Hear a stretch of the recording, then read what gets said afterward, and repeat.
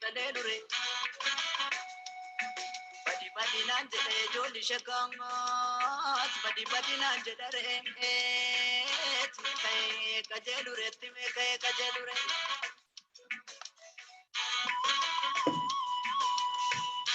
Kuti makani joli shakanga, kuti makani yo, lagati gati korke. Fuftuti makani joli shakanga, fuftuti makani re. Namati sobreti, namati sobreti, namati. Kaya joli shenge, kiti mani pinto ko, tumana mo tumangoda. Gafu machisela iya joli shekanga, gafu machisela niyo, kana ganga mali niti piratuna manoda.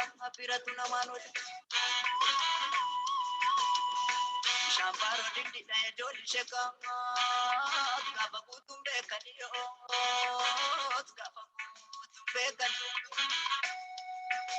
Lukundira bilika ya joli shekanga, lukundira bilika tumbeka nitigaba tumbeka. Nafto marge malgo de joli shekanga, chudame kore maneo, chudame kore mane. Nami kamna malgo de joli shekanga, sabakam na malgo de renge, tiwali gale male.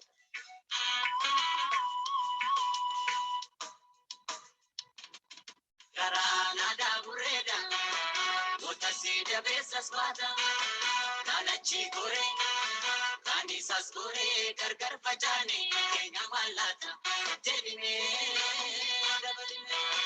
karana da bureda, motasida besas mata, kanachi gore, kani sas gore, gargar pajane, kenya malata, jedine.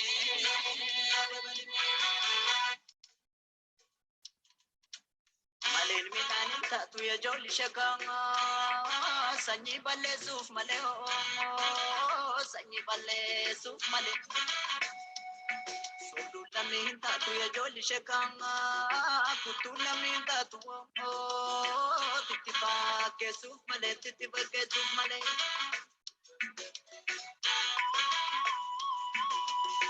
Ursumani timiti ya joli shakanga, takatir ka chuf male takatir ka chuf male. Alagam firamiti ya joli shakanga, talagam firamiti takabu buluf male tiwajimbu buluf male kai. Midarra dafatani ya joli shakanga, nyamari lalu lafeo.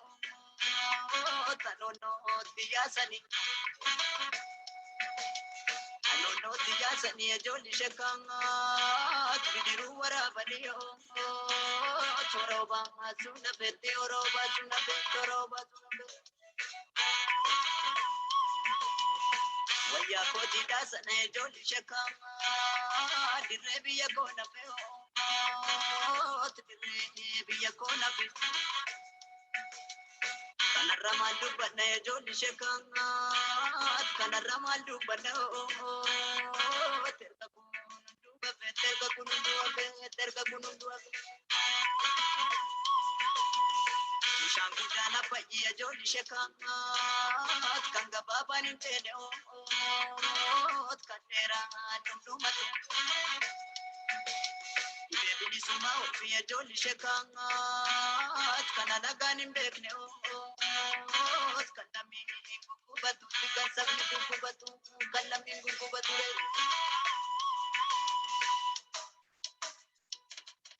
Karana da bureda, motasida besas mata, kanachi gore, kani sas gore, gargar pajane, kenya malata, jedine.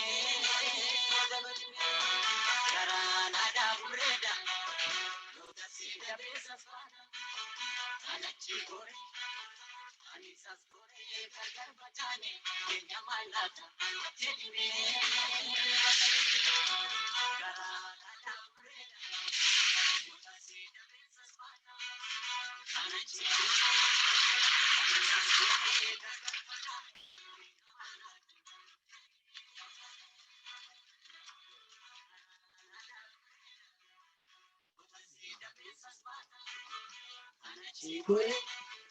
Ani tas guree gargar facaane.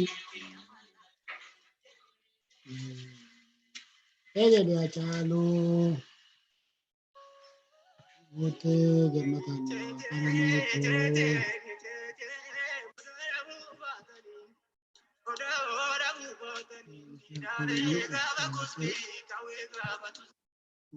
Toro. Hayyee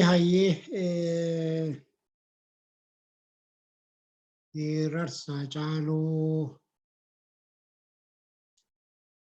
kanatti akka bohaartan abdii qaba.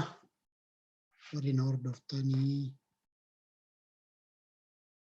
warri dhaamsi koo kun isin qaqqabu Oromoonni baga guyyaa seena qabeessa kanaa guyyaa gootota Oromoo guyyaa ulfaataa Oromoon kabajatu tokko keessaa guyyaa gootota Oromootiin baga isin ga'ee baga ittiin nu ga'ee jedha. Egaa guyyaa gootota Oromoo kana Oromoon bifa adda addaatiin haala adda addaa keessa jiruutti yaadatee oolaa, kabajatee oolaa. Gariin keenya mana keenya keessa teenyetti yaadannaa, kabajannaa.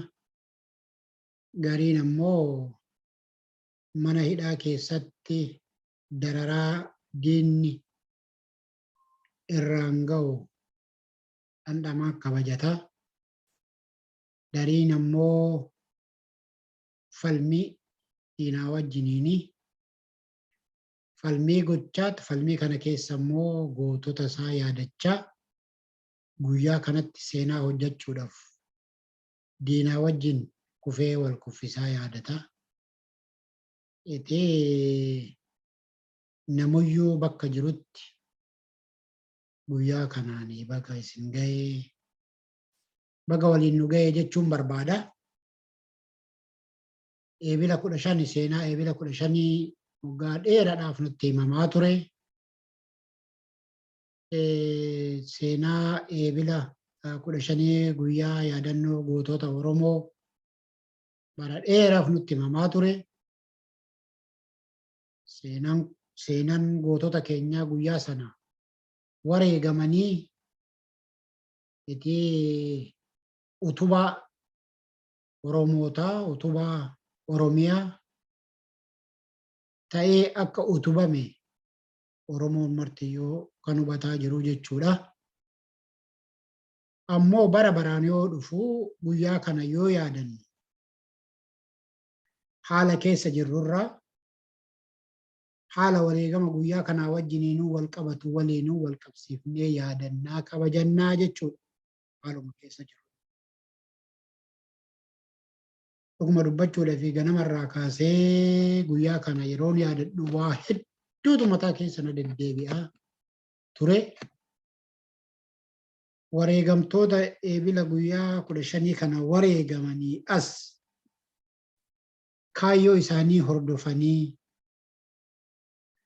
kaayyoo isaanitti wareegaman walabummaa Oromiyaa, bilisummaa Oromoo jedhanii kumaa kitilaan kan itti wareegaman meeqa kan jedhu yaadutti gattaa'e jechuudha. Kanaaf bara baraan yeroo yaadannu, waggaa waggaadhaan yeroo yaadannu guyyaa kana faana gootota kanaa hordofanii gootonni waggaa waggaadhaan guyyaa guyyaadhaan wareegaman kumaa kitilaa jechuudha. Gaafa guyyaa kana yaadannu isaan lafa goonee isaan irratti waan dabalaa dhufu yaadachuun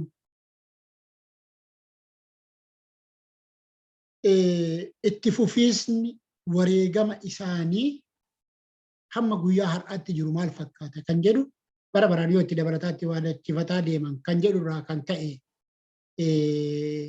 waa jechuudhumaaf malee seenaan guyyaa kanaa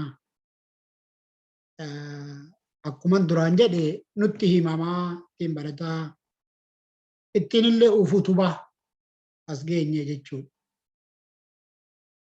Har'a guyyaa kana yeroo yaadannu kanatti yeroo ammaa kana yeroo yaadannu kanatti Oromoo meeqaatamatu kufaa jira. Yeroo ammaa kanatti jechuudha. Warri kaayyoo Magarsaa Barii itti wareegan hoogganoonni adda bilisummaa Oromoo kurnan itti wareegaman kana itti fufiinsa isaatiif jedhanii daandii sana qabatanii qabsoo tanatti cichanii jiran hoogganoonni adda bilisummaa Oromoo har'a kottaa karaa nagaatiin qabsaa jedhamanii mana hidhaatti dararaa keessa jiran. Gariin isaanii yakkan qabdanii jedhanii manni murteessee fi mootummaan abbaa hirree jiraadhanii miti reenfi isaanii mana hidhaatii ba'uu qaba jedhanii mana hidhaa keessatti warra dhukkubsatoota illee ta'an mana hidhaa keessatti ugguranii qabanii dararaa kana fakkaatu keessatti dararaa mana hidhaa keessatti dararama guyyaa kana kabajachaa jiran.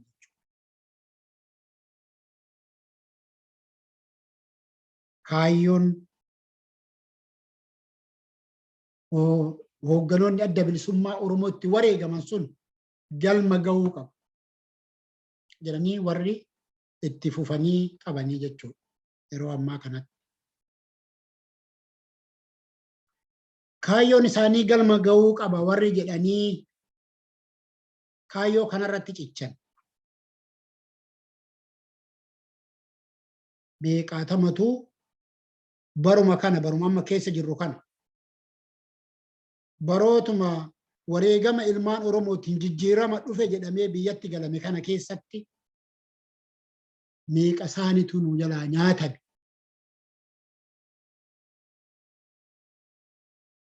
Kan akka goota keenya kan sakandii tokkoofillee sammuu keenya keessaa dagatamuu irraanfatamuu hin dandeenye waan itti obsinullee dhabnee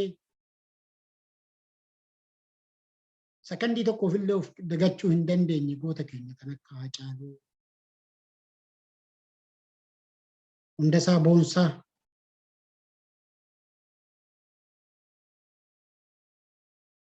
bara kana keessa wareegaman.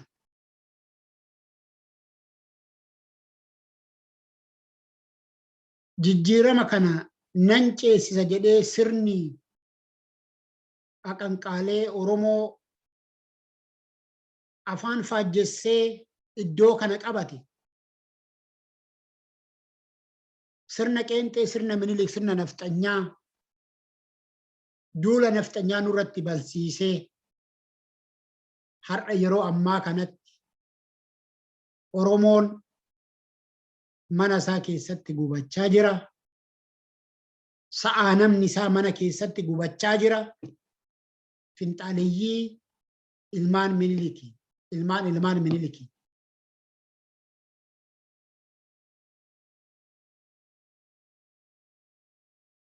Warri har'a mootummaadha jedhee bakka qabatee dhufe kun qabsoo wareegamtoonni guyyaa har'a kabajnuu kun xurree isaan karaa isaan haxaawanirra deemee dhaloonni jijjiirama kana fideet jijjiiramni dhufe kun injifateet injifannoo kana gooftan keenya ummata keenya kaayyoo saba keenyaa gaaffii saba keenyaa waliinuu deebisna jedhanii aqanqaalanii nurraa fuudhanii irraa fuudhanii dhaloota kanarra qarreef qeerroorra injifannoo kana fuudhanii sirna qeenxee ilmaan Minilikittiin kooluu itti galanii fudhatanii isaaniin badhaasan. Isaan har'a ilmaan Oromoo sanyii duguuggaa waggaa 150 duraanii sana duubatti deebisanii injifannoo Oromoo fudhatanii ittiin ilmaan Oromoo adabaa jiran. Har'a Oromoon kallattii hundaan qe'een isaa gubataa, lafti isaa weeraramaa, ilmaan isaa buqqa'aa, jaarsi jaartiin mana keessatti gubachaa, finxaaliyyii ilmaan nafxanyaatiin kana keessa jirra jechuudha yeroo guyyaa kanarra kabajne.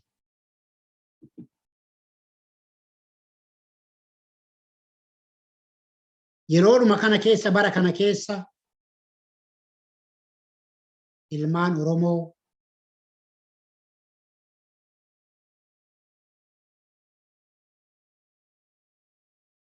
ambulaansii irraa buufamee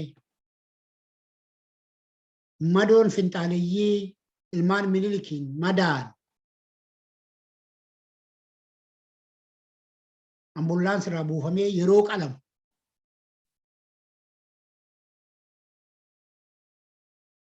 madoon dhukkubsataan jechuudha. Bara injifannoo kaayyoo wareegamtoota keenya daandii isaaniitirra hordofamee dhufamee injifannoo argame bifa isaanii jijjiirratanii injifannoo kana sirna nafxanyaatti gurguranii dabarsanii kennanii gita tumsa itti bitatanii ilmaan nafxanyaa finxaaliyyiin Amaaraa ilmaan Oromoo madoo ilmaan Oromoo ittiin qaqqaltu keessatti kabajachaa jirra jechuudha. Kanaaf guyyaa kana yoo yaadannu har'a seenaa yakka ilmaan Oromoo irratti hojjetame itti daballee wareegamtoota gootota keenya gootota kaleessatti daballee guyyaa kana yaadannaa jechuudha. Kanatti aansuudhaan bakka kana jirra, akka kanatti jirra, nuti immoo akkam jirraa waan kana ofirraa deebisuudhaaf, ofirraa faccisuudhaaf Oromoon akkam jiraa,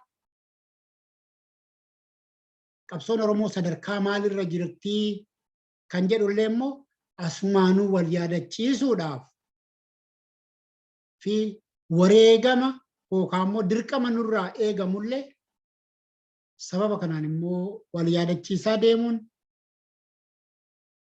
barbaachisaadhuma.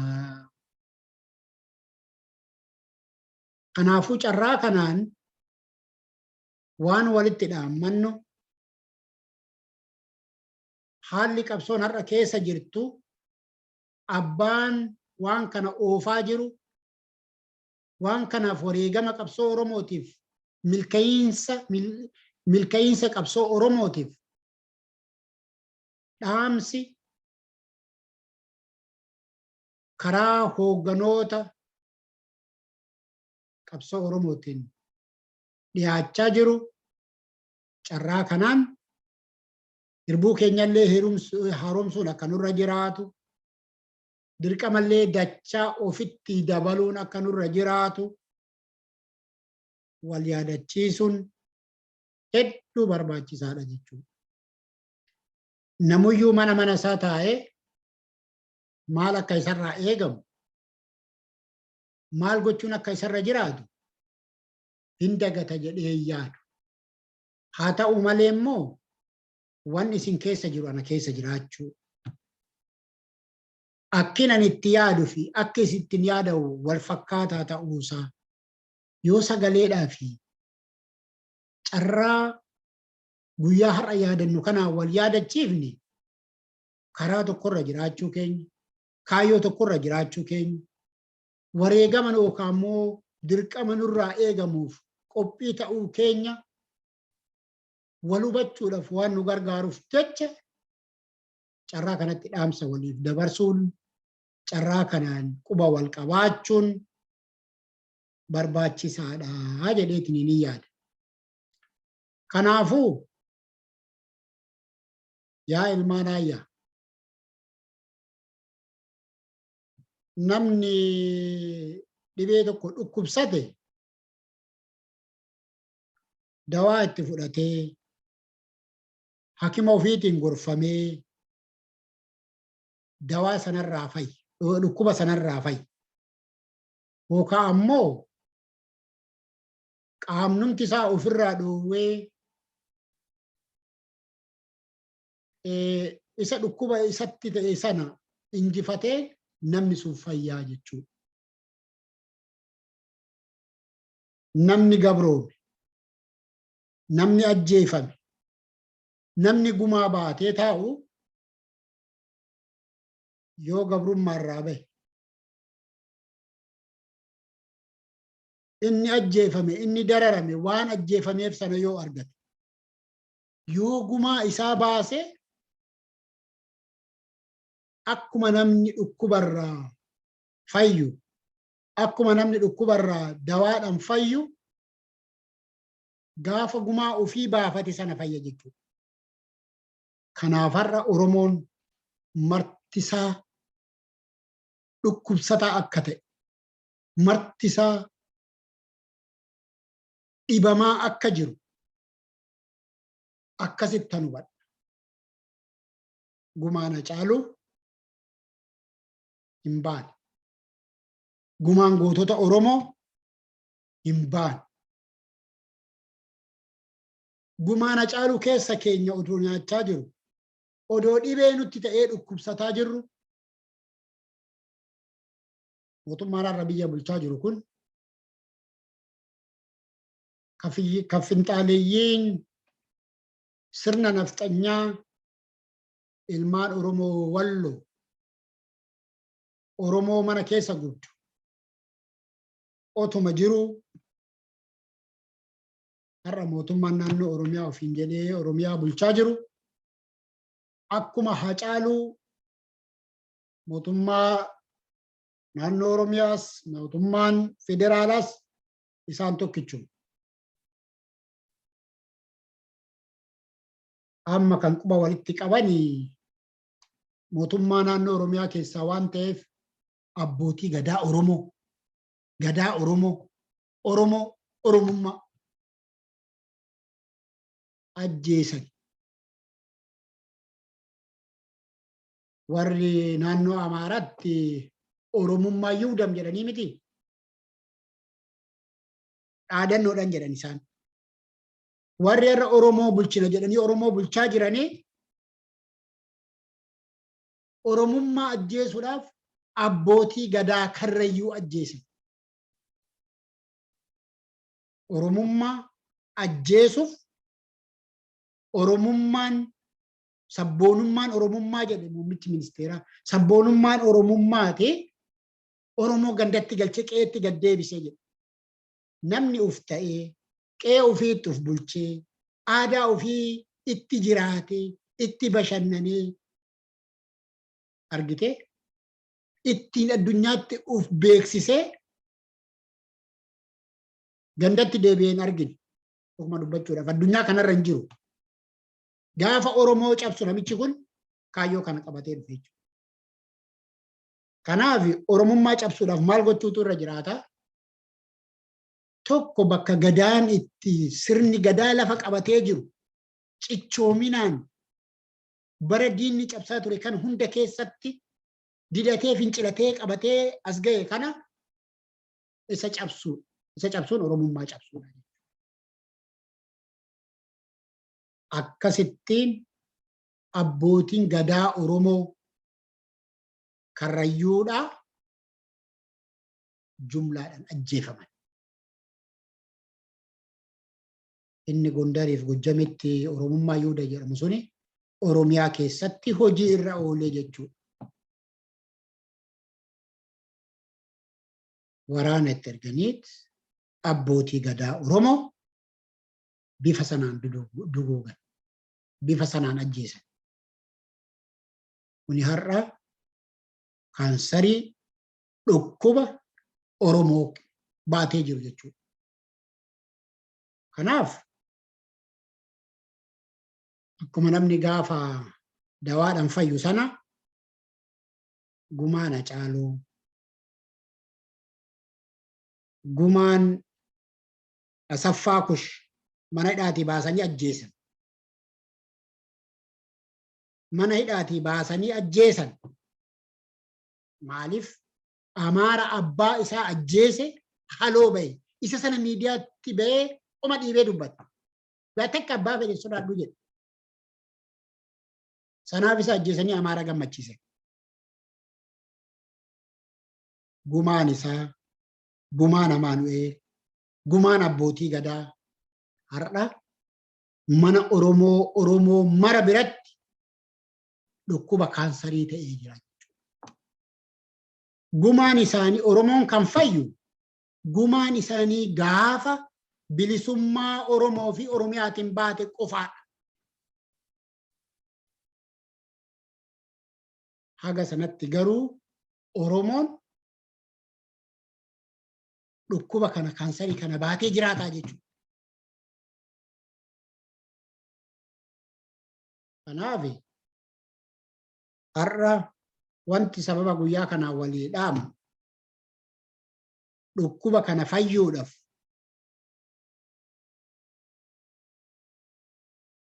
dawaa bilisummaa saba Oromoo, walabummaa Oromiyaa sanaaf hundumti keenyayyuu qooda nurraa eegamu bahuudhaaf qooda nurraa eegamu. Otoo duubatti hin qabatin nagaa walitti nu haa fidu, bilisummaa walitti nu haa fidu. Kanumaan isinitti dhaammachuu barbaada.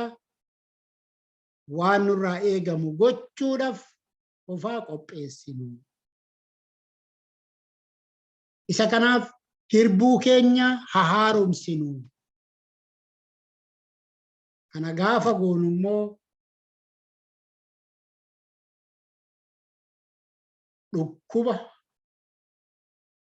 dhukkuba baannee deemnu kana fayyuudhaaf, uf fayyisuudhaaf akkuma nama dawaa bitatuutitti wanti goonu hundumtu dawaa ittiin fayyinu bitachuu akka ta'e hubanne akka kanattiin qabsoo Oromoo bira akka dhaabban, wal bira akka dhaabban, akka wal tumsinu.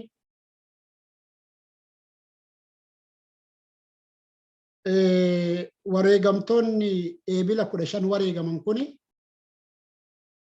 nuti amantiin gargar hin baanu, gandaan gargar hin baanu jedhanii boolla tokkotti awwaalaman. Hacaaluun adatuma isteejii argate yookaan waltajjii irratti ba'ee waa'ee tokkummaa Oromoo otoo hin booyin, otoo hin hirqin, otoo hin kadhatin waltajjii irraa bu'ee hin beeku. Wareegama Hacaaluu, wareegama qabsaa'ota Oromoo kana